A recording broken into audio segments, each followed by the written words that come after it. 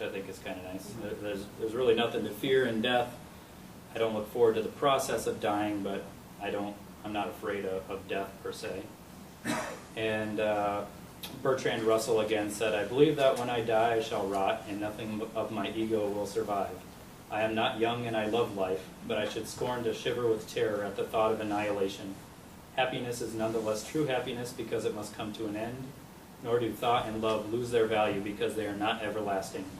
Even if the open windows of science at first make us shiver after the cozy indoor warmth of traditional humanizing myths, in the end the fresh air brings vigor, and the great spaces have a splendor of their own."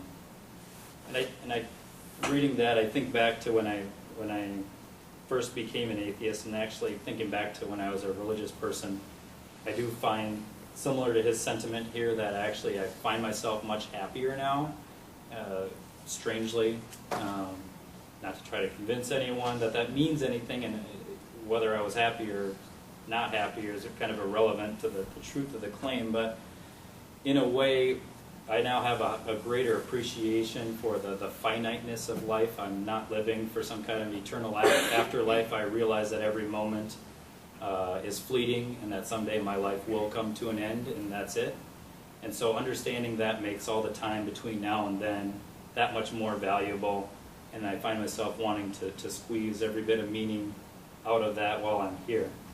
Diamonds get their value from their rarity, not from their beauty. And so I think when we understand that life is finite, we can have much greater appreciation, and we right the wrongs that we may have done now and not put it off until some eternal afterlife. For most of the remainder of the presentation, I'm going to try to cover it kind of quickly without going too in-depth, but a lot of these are going to be the main arguments against a belief in a God. So a lot of them start with the phrase problem of whatever. This is by no means not all of a comprehensive list, but some of the big ones that I thought I could cover quickly.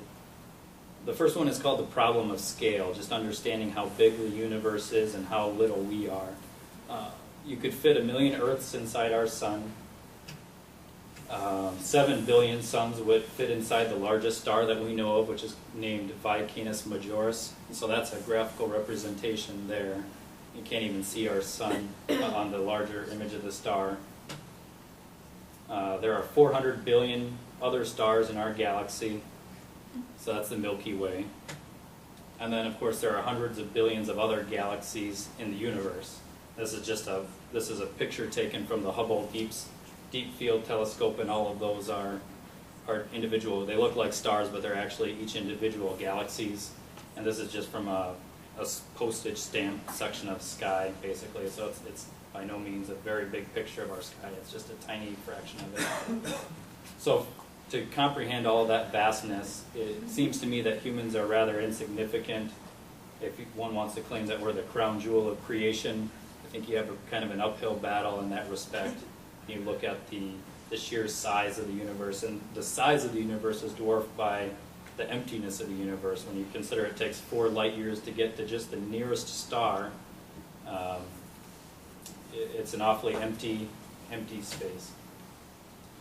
The problem of poor design. A lot of creationists or people who doubt evolution will say that the human body had to have been designed, or biology had to be designed because it's so well designed. And so if you want to make that case, you also have to look at all of the examples of really bad design in biology.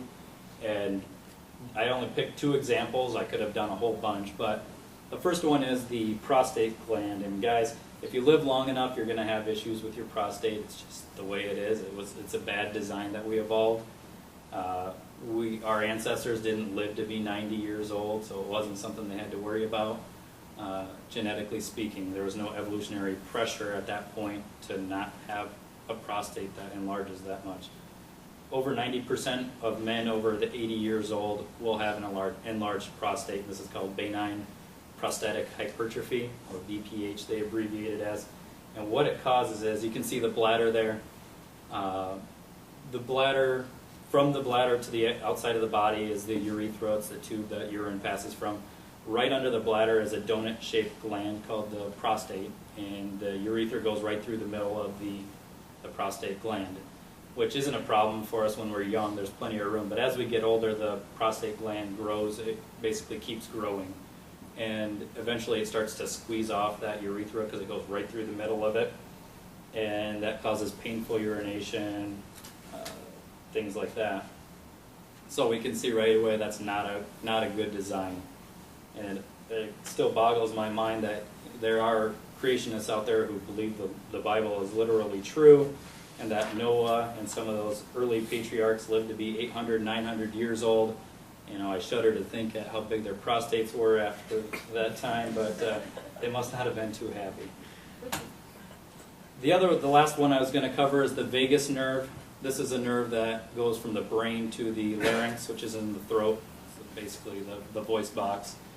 And you would think if you were to design it, you just have a nerve go straight from the brain to the throat. It's not 5 inches tops. Well, actually what happens to this nerve is it actually descends in through the neck into the chest. It goes around the aorta that you can see there, and it comes back up the neck to the larynx. And it doesn't make any sense for a designer to have done it this way, but it actually makes perfect sense in evolutionary terms. And there's a book called Why Evolution is True by Jerry Coyne, where he goes into great detail as to how this process would have occurred on an evolutionary time scale and why it got stuck like that. And basically all mammals you'll see the same trait in, because we all evolved from an ancestor where this became a problem. And can anybody think of an animal where this problem would be particularly pronounced? Anyone? Giraffe, I thought I heard. Yeah, so they have the same issue. So you would think, again, if you were to design a giraffe, you wouldn't choose to make a nerve travel down however many meters. A giraffe's neck is at least several meters, loop around the aorta and make the trek all the way back up to the throat, but it does. So the problem of evil is a big one for theists. Epicurus stated this a couple thousand years ago when he said, if God is God willing to prevent evil but not able, then he's not omnipotent. Is he able but not willing, then he's malevolent. Is he both able and willing, then whence cometh evil? But is he neither willing nor able, then why call him God? So basically, a fancy way of saying if there's evil in the world, how can you reconcile that with believing in an all-powerful, all-good God? Most theists would say, or apologists would say, this kind of boils back to free will. God has to allow pain and suffering, because if he were to just stop every murderer but from murdering someone, that would interfere with free will, and he thinks free will is more important. Well, the problem is most of the pain and suffering in the world can't be blamed on free will. You have natural disasters, birth defects, bacteria and viruses, which on a side note, again, a lot of creationists would say that genetic code is just too complex for humans to have evolved a genetic code, some kind of like digital information essentially.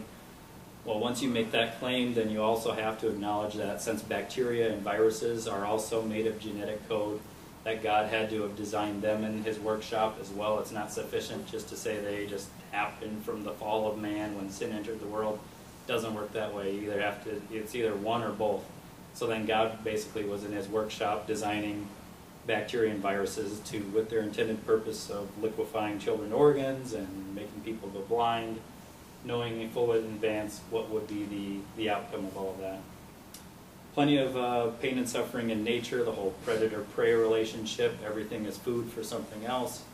Wasps and caterpillars, there are some species of wasps that will sting caterpillars and paralyze them, and then they lay their eggs in the body of the caterpillar, and when they hatch, the larvae eat their way out, and that's just the way they do it, that's the way they've always done it. It seems like an unnecessarily cruel way, if I were a designer, to make nature behave.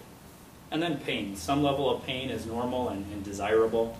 You want to be able to feel the hot stove when you put your hand on it, so that you remove your hand and you don't cause damage to your body. But other pain, like cancer, when it gets out of control, thousands of people die every year in agonizing cancer pain, and there's simply no need for it. It has no impact on our free will.